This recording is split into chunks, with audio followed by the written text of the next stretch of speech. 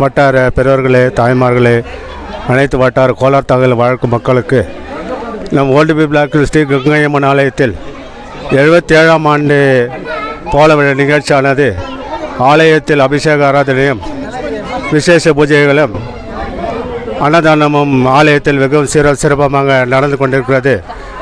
இந்த நிகழ்ச்சியானது ஸ்ரீ உத்தண்டம்மன் ஆலயத்தில் கரகம் ஜோடனை செய்து கொண்டு அதே போன்று சிவசுப்பிரமணிய ஆலயத்தில் சென்று கங்கையம்மனுக்கு கூழ் ஊற்றுதலும் அதுபோல் வரவேற்பு தரும் தலைவர்களுக்கும் நன்றினை தெரிவித்து கொண்டு சிவசுப்பிரமணிய ஆலயத்துக்கு கமிட்டி சார்பாகவும் பஞ்சாயத்து சார்பாகவும் நன்றினை தெரிவித்துக் கொள்கின்றோம்.